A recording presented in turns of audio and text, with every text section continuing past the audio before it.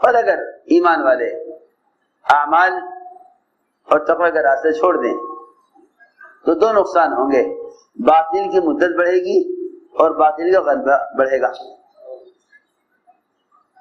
باطل کی مدت بڑھے گی اور باطل کا غلبہ بڑھے گا. باطل کی مدت بڑھے گی اور باطل کا غلبہ بڑھے گا. باطل کی مدت بڑھے گی اور باطل کا غلبہ بڑھے گا، اور مسلمان ہی پریشان ہوگا کہ ان کا تسلط کیسے ختم ہو،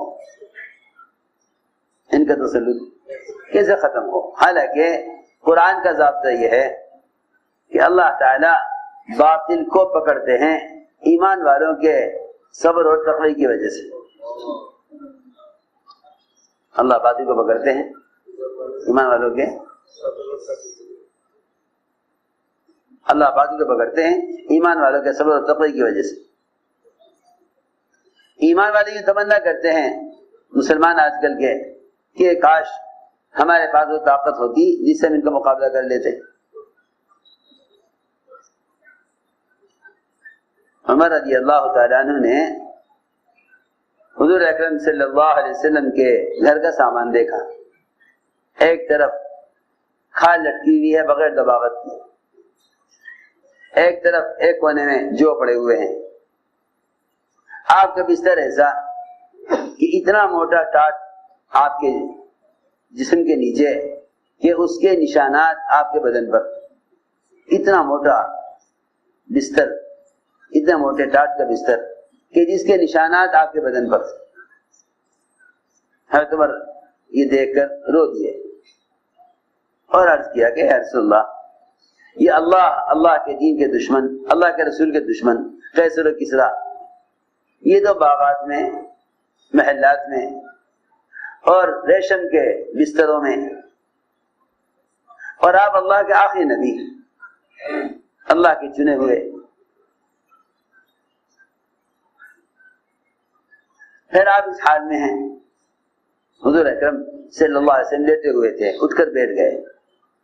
حضرت عمر کے دونوں مونڈے پکڑ کے ہلایا، حضرت عمر کے مونڈے پکڑ کے ہلایا اور فرمایا افی حاضر ابن خطاب، اے خطاب کے بیٹے تو اس دھوکے میں ہے.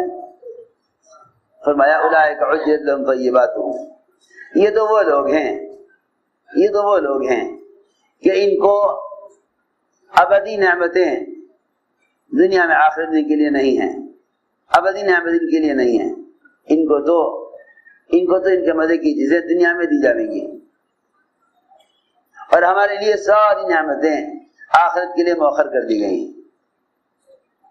آخرت کے لیے سب مؤخر کر دی گئی. فرمایا اولئک عجلت لهم طیباتهم، یہ تو وہ ہیں کہ اللہ تعالی ان کو دنیا میں دے کر نمٹائیں گے، آخرت میں ان کے لیے کوئی نعمت نہیں ہے، ابدی عذاب ہے. سوچنا چاہیے کہ جن کے لیے نعمت وقتی طور پر دے دی گئی ہے، مسلمان ان کی نعمتوں کی تمنا کیسے کر سکتا ہے؟ یہ معلوم ہے کہ ان کے لیے یہ نعمت آخرت کے مقابلے میں کچھ بھی نہیں ہے.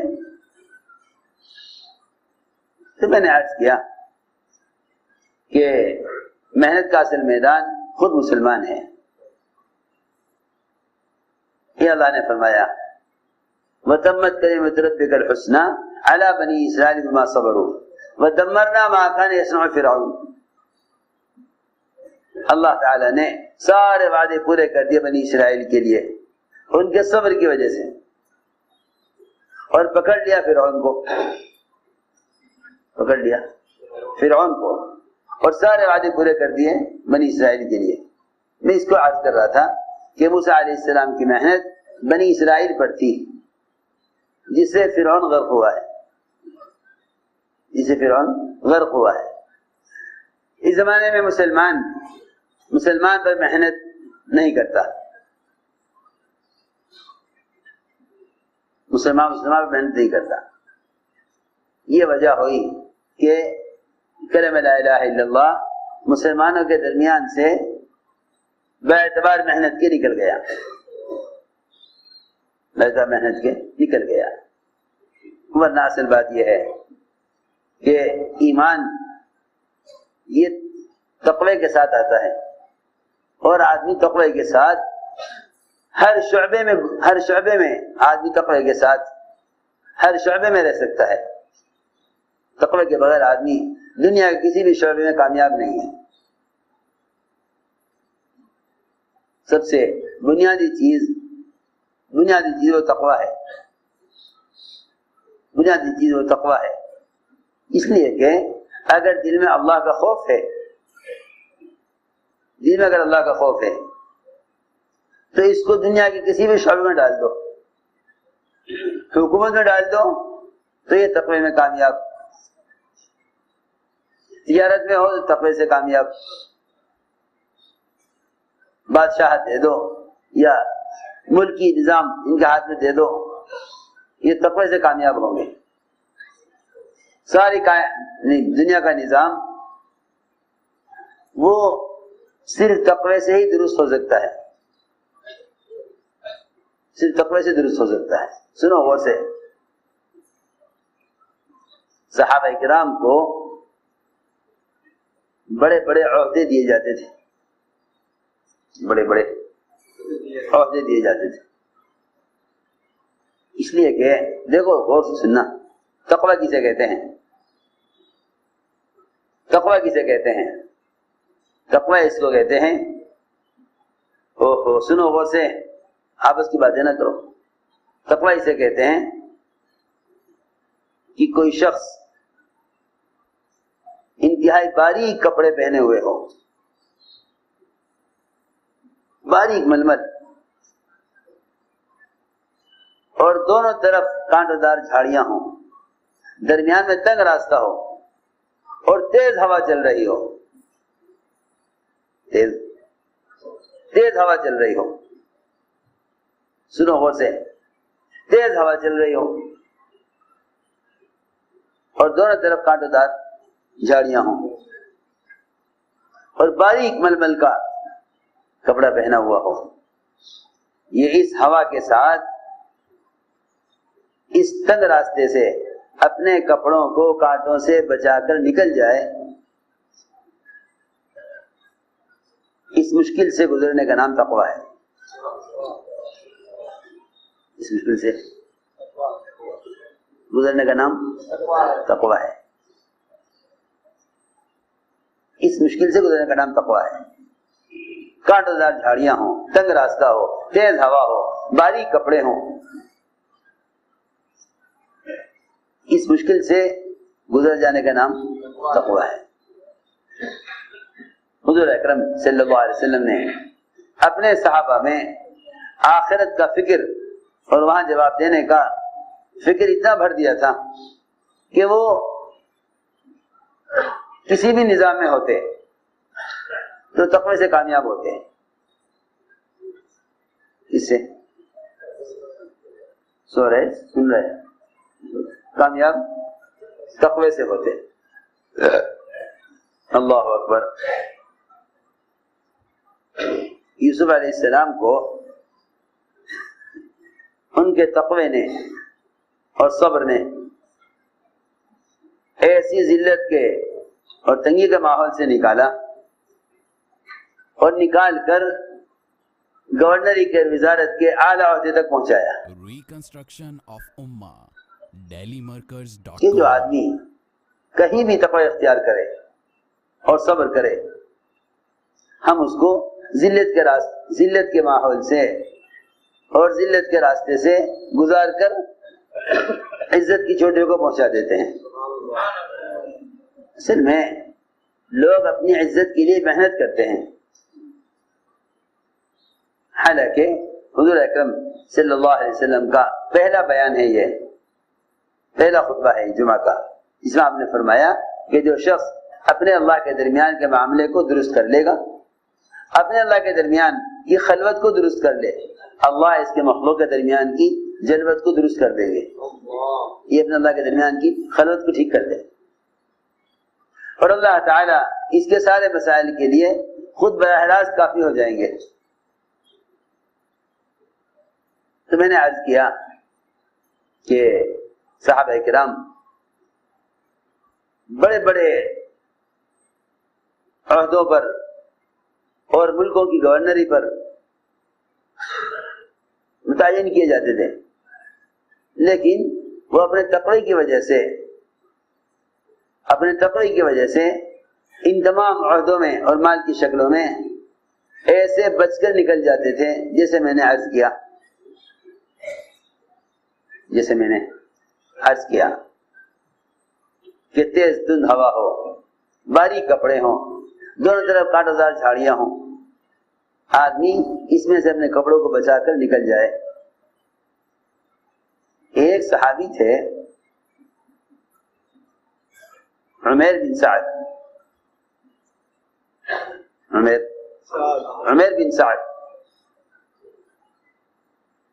عمر رضی اللہ تعالی عنہ نے ان کو حمص کا گورنر بنایا۔ حمص کا گورنر کو کیا ہوتا ہے کہ جی گورنر کا کام یہ ہے کہ اس پورے علاقے کی، پورے صوبے کی تمام ضروریات کو دیکھیں اور مرکزی حکومت کی تعاون کرے۔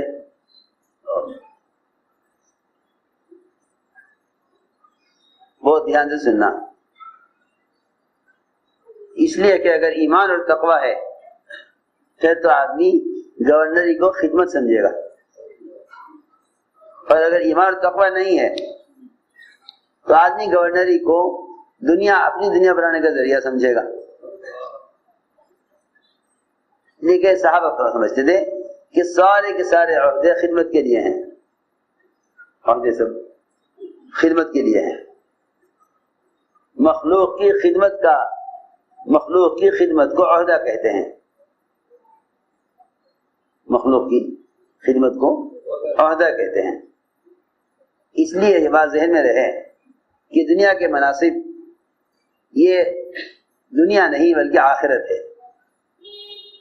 میری بات توجہ چاہتی ہے بہت لوگ دنیا کے مناصب کو دنیا سمجھتے ہیں کہ وزارت، صدارت، حکومت، گورنری سب دنیا ہے۔ نہیں، دنیا نہیں ہے، یہ تو عین دین ہے، یہ تو عین دین ہے۔ کیا عرض کروں، اس زمانے میں مسلمان یہ سمجھتا ہے کہ سارے عہدے اور منصب غیروں کے لیے ہیں اور ہمیں ان کے ماتحت رہ کر زندگی گزارنی ہے۔ حالانکہ اگر مسلمان اپنے اللہ کے درمیان کے معاملے کو درست کر لے اور امانت پر آ جائے تو اللہ رب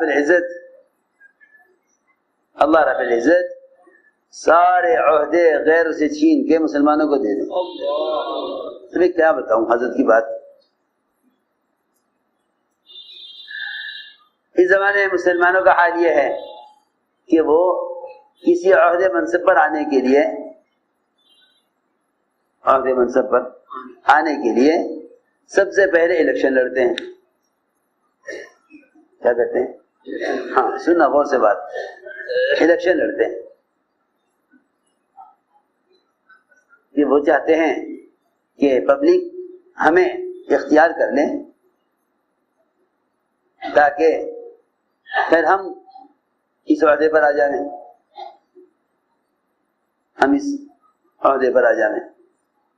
حالانکہ اصول یہ ہے، اللہ تعالیٰ کا ضابطہ یہ ہے کہ جو آدمی تقوی کے ساتھ خدمت پر آئے گا، تقوی کے ساتھ خدمت کرے گا مخلوق کی، تو اللہ تعالیٰ اس سے مخلوق کی ضرورت کا کام لے لیں گے۔ اسے مخلوق کی ضرورت کا کام اسے لیں گے۔ میری بات توجہ سے سننا۔ حضور اکرم صلی اللہ علیہ وسلم سفر میں تھے، صحابہ ساتھ تھے، آپ کو غسل کرنا تھا، آپ نے غسل کیا تو صحابی کپڑا پکڑ کر کھڑے ہو گئے آپ کے لیے پردہ کرنے کے واسطے، آپ کے لیے پردہ کرنے کے لیے۔ آپ نے غسل کیا، صحابی نے کپڑا پکڑا پردہ کیا، آپ نے اس پردے کی آڑ میں غسل فرمایا، غسل ہو گیا۔ وہ صحابی کہنے لگے کہ اے رسول اللہ آپ تشریف لے جائیں، میں غسل کر کے آتا ہوں۔ میں تم غسل کرو گے؟ چلو غسل کرو، میں کپڑا پکڑتا ہوں، میں کپڑا پکڑتا ہوں، میں کپڑا پکڑتا ہوں، تم غسل کرو۔ میں کپڑا پکڑتا ہوں، تم غسل کرو۔ اللہ تعالی دنیا کا نظام ایسے ایمان والوں کے ہاتھ میں دیتے ہیں کہ جنہیں مخلوق میں سے کسی کے بھی کام آنا اور کسی کی خدمت کرنا ان کے لیے عیب کی چیز نہیں ہوتی، بلکہ فخر کی چیز ہوتی ہے، بلکہ فخر کی چیز ہوتی ہے۔ میں ساری بات میری توجہ سننا، جو مخلوق کی خدمت کسی غرض کے لیے کرتے ہیں اللہ تعالیٰ ان سے عہدے چھین لیتے ہیں، اللہ ان سے عہدے چھین لیتے ہیں۔ جو مخلوق کی خدمت اپنی کسی غرض کے لیے کرتے ہیں اللہ ان سے عہدے چھین لیتے ہیں، اور جو مخلوق کی خدمت صرف اللہ کے لیے کرتے ہیں اور اس پر ان سے کوئی معاوضہ نہیں چاہتے، اللہ تعالیٰ ایسے لوگوں کو غیروں سے عہدے چھین کر ان کو دے دیتے ہیں۔ یوسف علیہ السلام بھائیوں کا بہت خیال رکھتے تھے، مگر بھائیوں نے اس حسد میں کہ باپ کا قرب ملے گا نہیں جب تک یوسف کو ضائع نہیں کیا جائے گا، باپ کا قرب ملے گا نہیں جب تک، باپ کا قرب ملے گا نہیں جب تک یوسف کو ضائع نہیں کیا جائے گا۔ سارے بھائی متفق ہو گئے کہ اس کو ضائع کرو، انہوں نے صبر کر لیا، انہوں نے صبر کر لیا۔ پھر بھائی آئے کیونکہ معاملہ ایسا ہے اللہ کے یہاں کہ مومن جب ایمان والوں کی طرف سے آنے والی اذیت پر صبر کر لیتا ہے نا تو اللہ تعالیٰ ستانے والوں کو محتاج کر دیتے ہیں، اللہ ستانے والوں کو محتاج کر دیتے ہیں۔ یہ نظام ہے، بشرط یہ کہ انتقام کا جذبہ نہ ہو، انتقام کا جذبہ نہ ہو تو اللہ تعالیٰ ستانے والوں کو محتاج کر دیتے ہیں، ستانے والوں کو محتاج کر دیتے ہیں۔ سارے بھائی محتاج ہو کر آئے، اے بادشاہ تجھے اللہ نے مال دیا ہے، ہمیں بھی کچھ دے دے، ہم بڑی تنگی سے آئے ہیں، بڑے فقر و فاقے میں ہیں۔ یوسف علیہ السلام نے اتنا دیا کہ ضرورت تو پوری ہو جائے لیکن محتاجگی باقی رہے، محتاجگی باقی رہے۔ سارے بھائی آئے، محتاج ہو کر آئے۔ یوسف علیہ السلام نے ان کے ساتھ معاملہ پھر بھائیوں والا کیا۔ تو میں عرض کر رہا تھا کہ صبر اور تقوی یہ دو چیزیں آدمی کو بڑے اونچے عہدے تک پہنچا دیتی ہیں۔ بھائیوں کی خدمت کی، ستانے والوں کی، بھائیوں کی خدمت کی، اللہ تعالیٰ نے پورے ملک کی خدمت ان کے ہاتھ میں دے دی، پورے ملک کی خدمت ان کے ہاتھ میں دے دی، پورے ملک کی خدمت ان کے ہاتھ میں دے دی کہ لو بھائی تم ملک سے رہو۔ انہوں نے خود کہا کہ تمہارے بس کا ملک کو قحط سالی سے بچانا تمہارے بس کا نہیں ہے، تمہارے بس کی بات نہیں ہے کہ تم ملک کو قحط سالی سے بچا سکو۔ اللہ نے بادشاہ کو خواب دکھلا دیا، اللہ نے بادشاہ کو خواب دکھلا دیا، اس خواب میں صاف کر دیا کہ قحط سالی آئے گی، اس سے بچنے کا طریقہ یہ ہوگا۔ بادشاہ نے خواب سنایا وزیروں کو، اور وہ تو بات صاف ہے کہ تقوی کے بغیر علم نہیں آتا۔ سارے وزراء نے خواب سن کر کہا کہ جی کچھ نہیں، آپ کا پیٹ خراب ہے، اور پیٹ خراب ہوتا ہے آدمی کا تو پھر وہ خواب میں ایسی ایسی باتیں، ایسی ایسی چیزیں نظر آتی ہیں، آپ کے خواب کو کوئی مطلب نہیں، یہ پریشان خواب ہیں، اس کا کوئی مطلب نہیں ہے، اس کا کوئی مطلب نہیں۔ لیکن وہاں یوسف علیہ السلام جیل میں، یوسف علیہ السلام وہ جانتے ہیں خواب کی تعبیر، ان سے جا کر کہا کہ جی یہ خواب، نے کہا ہاں اس خواب کی تعبیر یہ ہے کہ تمہارے ملک پر قحط سالی آئے گی، اس سے قحط سالی سے بچنے کا طریقہ یہ ہے۔ اللہ کی شان، اللہ تعالی نے اس خواب کے ذریعے یوسف علیہ السلام کو جیل سے نکالا اور سارے ملک کا وزیر مالیات بنا دیا، سارے ملک کا وزیر مالیات بنا۔ میں تو اس لیے عرض کر رہا تھا کہ جو آدمی دو چیز اختیار کر لے، صبر اور تقوی، اپنے اللہ کے درمیان تقوی اور اپنے مخلوق کے درمیان صبر، تو اللہ رب العزت تنگی سے نکال دیتے ہیں اور خدمت کرنے والوں کو عہدہ عطا فرما دیتے ہیں۔ ساری بات اس پر ہو رہی تھی کہ اس زمانے میں مسلمان عہدے چاہتا ہے خدمت کرنے کے لیے نہیں، بلکہ پبلک سے خدمت لینے کے لیے۔ اس زمانے میں لوگ سمجھتے ہیں کہ عہدہ اور گورنری یہ کوئی عزت کی جگہ ہے، حالانکہ خدمت کی جگہ ہے۔ جو حیثیت ایک غلام کی ہونی چاہیے باعتبار خدمت کرنے کے، وہ حیثیت عہدے داروں کی ہونی چاہیے، وہ حیثیت عہدے داروں کی ہونی چاہیے۔ جو حیثیت دیکھو تو صحیح،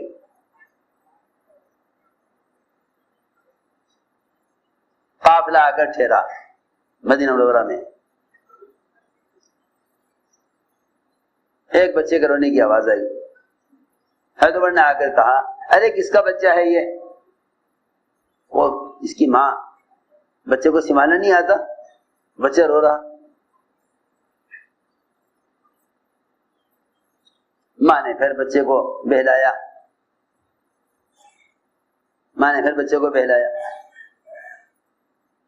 تھوڑی دیر بعد پھر بچہ رویا، پھر تو لوگ اٹھ کے آئے کہ کون ہے یہ بچہ رو رہا ہے، چپ نہیں کیا جاتا اس کو؟